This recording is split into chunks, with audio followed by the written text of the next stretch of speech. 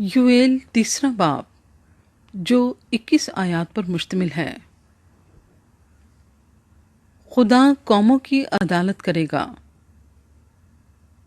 ان ایام میں اور اسی وقت جب میں یہودا اور یروشلم کے اسیروں کو واپس لاؤں گا تو سب قوموں کو جمع کروں گا اور ان کو یہوشفت کی وادی میں اتار لاؤں گا اور وہاں ان پر اپنی قوم اور میراث اسرائیل کے لیے جن کو انہوں نے قوموں کے درمیان پراگندہ کیا اور میرے ملک کو بانٹ لیا حجت ثابت کروں گا۔ ہاں، انہوں نے میرے لوگوں پر کرہ ڈالا اور ایک کسبی کے بدلے ایک لڑکا دیا اور میں کے لیے ایک لڑکی بیچی تاکہ میں خوری کریں۔ پس اے سور و سیدا اور فلسطین کے تمام علاقوں، میرے لیے تمہاری کیا حقیقت ہے؟ کیا تم مجھ کو بدلہ دو گے؟ اور اگر دو گے تو میں وہیں فوراً تمہارا بدلہ تمہارے سر پر پھینک دوں گا، چونکہ تم نے میرا سونا چاندی لے لیا اور میری لطیف و نفیس چیزیں اپنے مندروں میں لے گئے ہو، اور تم نے یہودا اور یروشلم کی اولاد کو یونانیوں کے ہاتھ بیچا ہے تاکہ ان کو ان کی حدود سے دور کرو۔ اس لیے میں ان کو اس جگہ سے جہاں تم نے بیچا ہے برانگیختہ کروں گا اور تمہارا بدلہ تمہارے سر پر لاؤں گا، اور تمہارے بیٹے بیٹیوں کو بنی یہودا کے ہاتھ بیچوں گا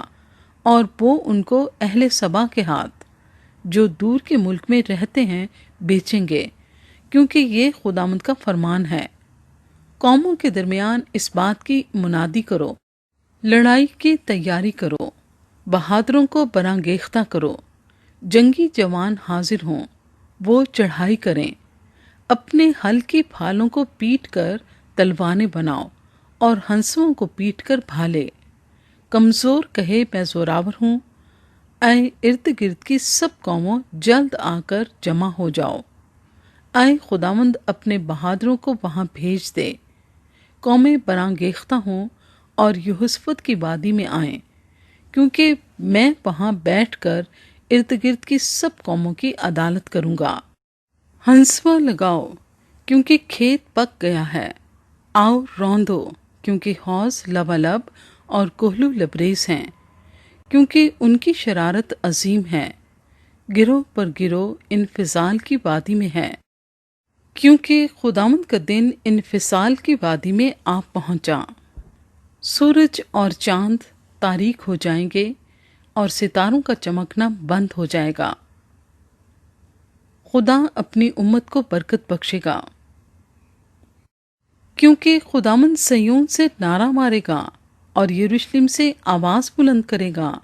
اور آسمان و زمین کانپیں گے، لیکن خداوند اپنے لوگوں کی پناہ گاہ اور بنی اسرائیل کا قلعہ ہے۔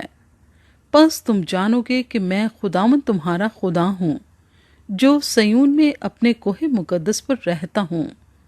تب یروشلم بھی مقدس ہوگا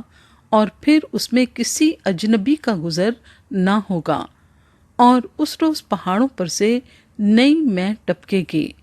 اور ٹیلوں پر سے دودھ بہے گا، اور یہودا کی سب ندیوں میں پانی جاری ہوگا، اور خداوند کے گھر سے ایک چشمہ پھوٹ نکلے گا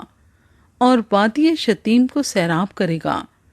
مصر ویرانہ ہوگا اور ادوم سنسان بیابان، کیونکہ انہوں نے بنی یہودا پر ظلم کیا